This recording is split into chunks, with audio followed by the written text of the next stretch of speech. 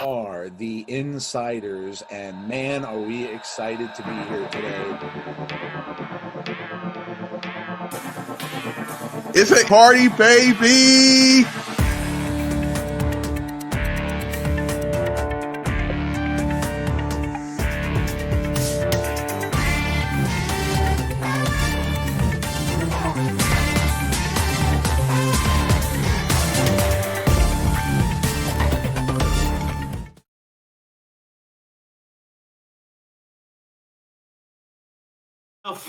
All right, there we go. We ready to get to the grievances? Yeah, you know what? Let's just segue right in. All right, so here we go. Here we go. The airing of grievances. I got a lot of problems with you people. Now, you're going to hear about. Jeff, the floor is yours, sir. All right. So I'm just gonna say, I'm just gonna get the uncomfortable part out loud first. I'm just gonna get it out in the open. I am really getting tired of all of the excuses, of all of the convenient explanations, for the lack of accountability when it comes to Tony Khan. Um, there's always something about them and why Tony isn't at fault or to blame, or um, why things are happening the way that they are in AEW. Tony, when AEW came out, there were a lot of promises made, and a lot of those promises were kept, but some were not. And I feel like part of the reason why a lot of people have turned away from AEW is because there's no being critical. There's no constructive criticism. There's nothing that you can say and with some people where you don't get called a hater. I shouldn't have to qualify every time I say something about AEW. Well, I watch it every week. But I really like this. I really like that about it. I shouldn't have to qualify that. I feel like there are so many people who, and I'll tell you, I want AEW to succeed. I've wanted them to succeed. It's better for wrestling. It's better for wrestling fans. It's better for the wrestlers themselves. However, RK Shuttleworth just said something that I have to address. He's not a confrontational guy. That's fine. He doesn't have to be. You don't have to be a confrontational person to be a leader. But the other thing that you can do is, if you know that that's not a strong suit of yours, bring people in with that skill set. I don't accept that he can't create an environment that's conducive to professionalism. I don't accept that. He's got plenty of money. He has plenty of people in his company that know the business in and out, that have been in the business for years. If you don't want to be the bad guy, Tony Khan, don't. Make somebody else be the bad guy. Pay him. You got the money to do it. But I don't like how anytime anyone says anything remotely critical of Tony Khan, well, he's got to learn. He's got to get used to it. It's still a young company. It's only 5 years old. And Joe, I know Joe went off screen here, and I wasn't going to bring up this analogy, but I'm going to bring it up anyway, because you know what? Why not? Here's the thing. If you're a parent and your child, continues to grow up and develop and everything, after you get through that baby stage and you get into that toddler stage, you're starting to do some potty training. And if I allowed my 5-year-old to continue to not use the potty the correct way, that's on me as a parent. I got to step up. I got to be a better parent. I got to hold my kid accountable. And I feel like sometimes as wrestling fans, it's all, and Conrad talked about it. It's the tribalism. But here's what I'm going to say, and this isn't a popular opinion. When you have people, and to be honest with you, I think when this comment was made, that's when some of the negativity and bullcrap started happening with AEW. When you have Taz come on screen and talk about a sloppy shot, and then all the stories come out about your shop, personally, I probably wouldn't talk about somebody else's shop. Because if your shop ain't clean, don't talk about mine. The Williams brothers, a great gospel group, used to have a song back in the day, Joe and Chat, and it was called "Sweep Around Your Own Front Door before you try to sweep around mine." Get your house in order before you speak about somebody else's. I just think that overall, there have been a lot of pot shots taken at WWE. There have been a lot of things that have been done from an AEW standpoint, and I'm not going to say that WWE's innocent because they've taken shots too. But at some point, if we're fans of AEW, we should be able to voice our constructive feedback. That's not a license to go out and be a dick on social media.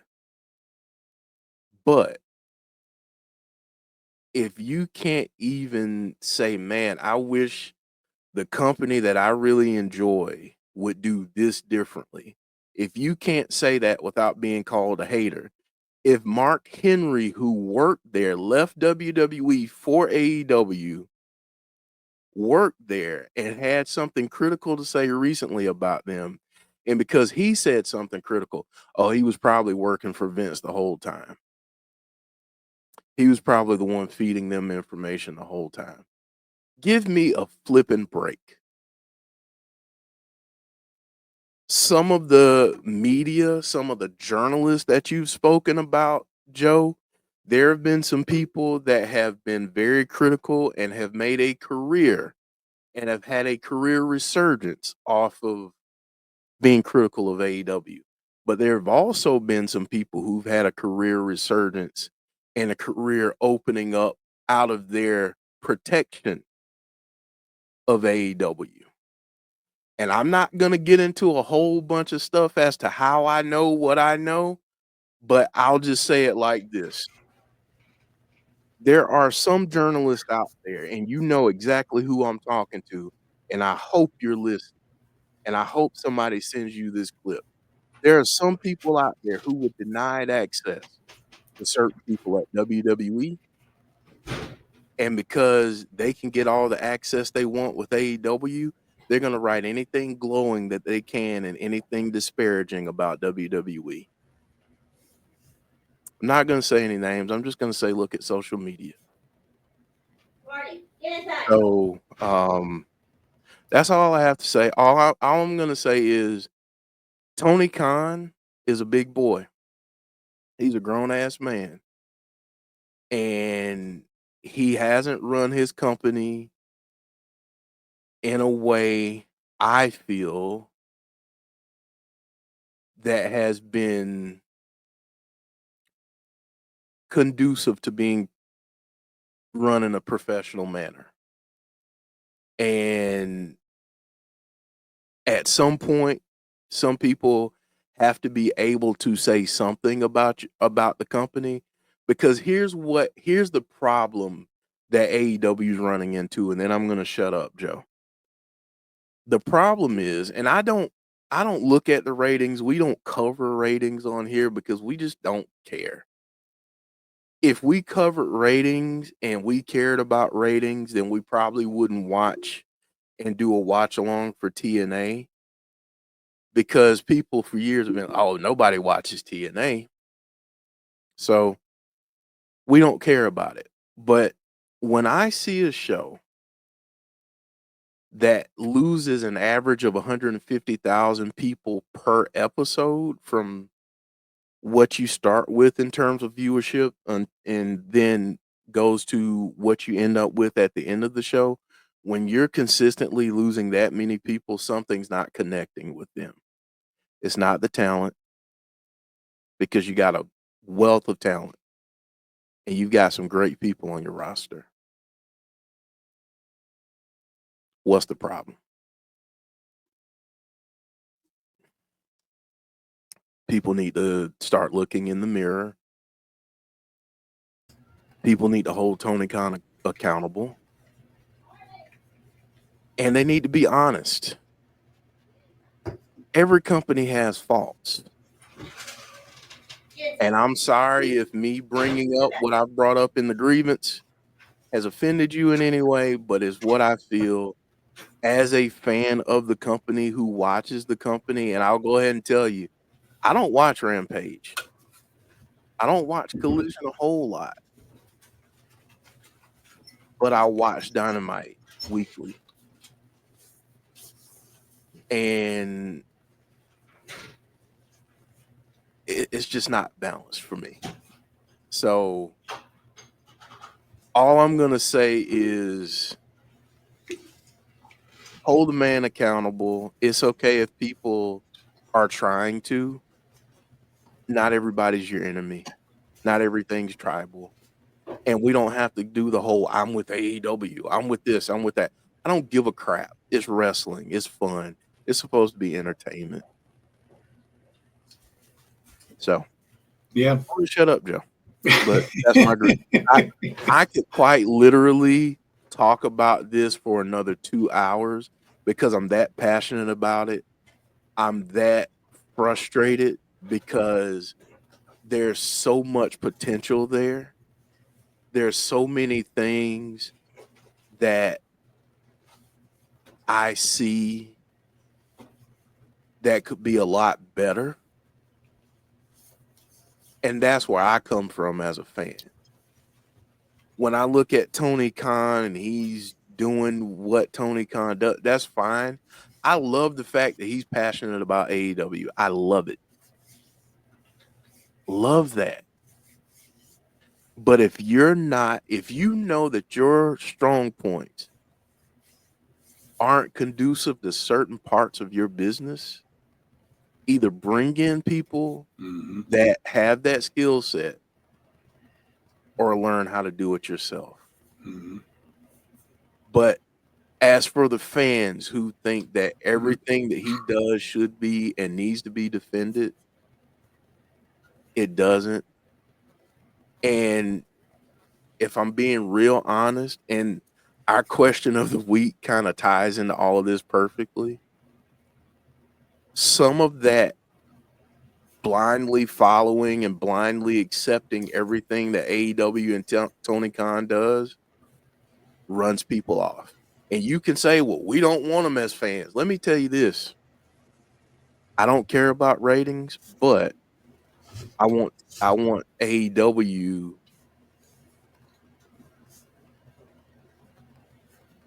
I want AEW to get to another contract extension. And losing fans, losing viewership, that's not conducive to that. That's just the reality of the situation. It's not wishing any ill, but something's got to give. So, you know what? And I'm gonna say this. Conrad, I want to talk about an idea that just popped into my mind about this very conversation. I'm going to hit you up and I want to talk about it. I don't watch it much. I did when it first came out, because it intrigued me, just roster wise and all that kind of stuff. So I watched it when it first came out. I all I can say is that I don't watch it because it just doesn't appeal to what I like in wrestling. That's really what it is. And it's no offense to them. It's me. It's what I like, what entertains me and what doesn't. So from that standpoint, I can't speak to it. I can say this. One of my coworkers in Best Buy that I had just started working with that got a job with us, worked for our local arena, which is right down the street from where I work. And I've seen WWE shows there and stuff like that. And they recently had AEW there. She basically, what she does is she readies the arena. She gets things set up. They work there during the day. She said that they blocked off more of that arena for that show than they ever did for another show that they did. And she's been working there for like 4 or 5 years. Blocked off, I mean, by seats. And I could see it. Like when I drove past, and it was cool. We were getting some wrestling fans in my store that day. Like there were some AEW fans that came in with like AEW title belts on. So I was like, oh, well, that's good. But when I talked to her about it, and then when I drove past the arena, the arena parking lot is huge. And normally, they have lines of people, lines of cars going in and stuff like that. They could park in cars and all that. Like you pull up to any event. There was nothing there. There was no one there. And I mean, I had just heard from that same employee, that's the girl that worked there, that said that WWE now said that they're not coming back to our arena anymore because they're going for bigger arenas. Our arena seats maybe 17, and she was telling me if they really stretch it, like if they put seats where there shouldn't be seats, they can get like maybe 18, maybe 18.5. Well, WWE is now selling out buildings that are 23 on up. They're selling stadiums that are 25, 26, 27,000. But I felt bad. I felt bad. I wasn't happy about that. I felt bad. I wanted them to do well. Like Jeff said, competition sparks the best in everyone. And I want them to succeed. I don't want to see them gone. But then, Jeff mentioned Mark Henry. Well, I listen to Busted Open a lot. I listen to the podcast every day. I listened to it a lot on Sirius when I had it and stuff like that. I could hear how sad Mark Henry was when whatever happened with him and AEW happened. They had him talk about it. And he almost sounded like he was going to be in tears. I genuinely believed he wanted to make a difference. Mark would constantly say on that show, Tony, come to me, and we'll talk. We'll talk. And Bully Ray would be like, why the hell aren't they having you? You're there. You be the guy. You be the ambassador backstage. You be, and I could hear the heartbreak in his voice. And he didn't come out and say he got fired. But it sure sounded like it. And, the Busted Open guys didn't either, but they really kind of made it. I don't know. Like Jeff and I had said this for months and months and months on this show when we talked about AEW. What is the problem with admitting that you need help? What is the problem with admitting that, okay, I want to run this business. I love wrestling.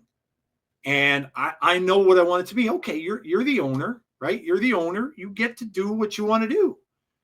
But what is the problem with admitting that you can't do it all? You can't do everything on your own. It's not working. You need to delegate. Every good leader, listen, I've been a store manager in retail for 36 odd years. You know what I learned? One of the biggest lessons that I learned in my career was delegation. I was bad at it because I took it all on myself. I took all the responsibilities of when I went into work every single day, that when my boss called me and said, you got to do this, this, this, and this, you know who did it? Me. Well, I realized that ain't going to get it done. I need to have a team of people underneath me that I can delegate things to, because if I don't do that, I'm not going to succeed. I think Tony is a delegation problem. Now, maybe it's he doesn't trust.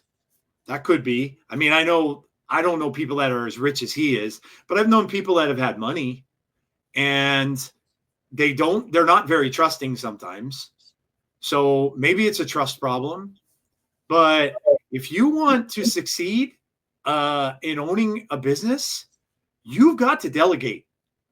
And if you are delegating, then maybe you better rethink the people you have that you're delegating to. You had some great people backstage, some great wrestlers backstage, some people that are going to be Hall of Famers if they're not already, that could have helped with a lot of the petty BS, the garbage that happened backstage, the fighting, the infighting, all this, the stuff that Nemeth is talking about, that all of that. You could have delegated that and not have to worry yourself about it. You want to be the promoter? That's fine.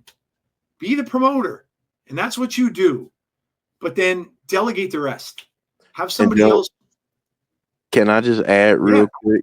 Yeah. Since I've already pissed some people off, I might as well go ahead and go a little bit further. When you say delegate, let me say a couple things here. The Bucks, I wouldn't delegate much to them. I wouldn't delegate much to Chris Jericho. That's just my opinion. But yeah, that's just me. Yeah, like you know, I think the bottom line is, and I think probably why Mark Henry was sad was that I think he kind of thought that he might have been that guy. He said it as much on the radio. He said, "Let me be the guy. Let me be the one in the locker room. Let me be that guy." You know, now I'm not saying I know Mark Henry. I'm not saying I know who he is, the person who he is. I'm not saying that. Does Mark Henry have problems? I'm sure he does, just like the rest of us. Sting, Jake the Snake. Look, there's resources. The biggest thing you have to admit sometimes as a new business owner is that you can't do it all by yourself. I mean, I had to do it too. And it was, you know, when people would ask me, what's your biggest fault as a store manager? I would say every single time I would say delegation. And it got to the point where I had to hire myself a crew of people that I understood, that understood me and that I trusted. I trusted them with the store when I wasn't there. And because I did that and I handed that off, my life became easier. And you know what else happened is my business was better. Because not trusting anyone is never, ever, ever, ever going to get you anywhere with a business. It's not. You're never going to be successful because bottom line is people know that you don't. They know you don't trust them. So they're going to be like, well, screw him. We're just going to do it our own way. We don't care. We don't give a damn. So I'm just coming at this from a different place. I survived as long as I have in retail because I changed. And I managed, you know, $1 million stores, multi-million-dollar stores that did very well. But one of the things that I pride myself in my career, almost every single person that's worked for me in the past still talks to me today. They still come in and see me from time to time. They message me from time to time. And you know what? They've all gone on to bigger and successful things in their lives. Most of them are doing really well for themselves. These are kids that came and worked for me when they were 16 and 17 years old, that are bank managers, that are people that are working in high tech jobs, and probably making way more money than I ever did. But I'm proud of that. And that's one thing that I can look back at my career and say that I made a difference. And so to me, and I'm not a billionaire, so I can't speak from that aspect of it. And I know money changes people. But if Tony wants to be successful in this long term, you've got to hand over the reins. You be your promoter. You be that guy. You make the matches. You make the matches the way you want to make them. But you hand that over to other people and other stuff. You have somebody be your social media director and post stuff on social media and all that kind of stuff. You don't need to be doing that. You don't need to be out there fighting and arguing with people on social media. That is such a bad and horrible look for you. It makes you look like a grown man-child baby. And that's all. And I think to that point, I get it. Tony grew up on the message boards. He did. He grew up at a time where being in the message boards and chat rooms and everything about wrestling, like, that's cool. But you run a company now, and okay. Never mind. I'm going to shut up because there's a lot that I want to say and I'm not going to. I just saw a comment. Yeah, I'm not going to spend any more time on it. I saw a comment that I want to respond to, but I'm not going to. So let's get to sell or no sell. Yeah, let's move on.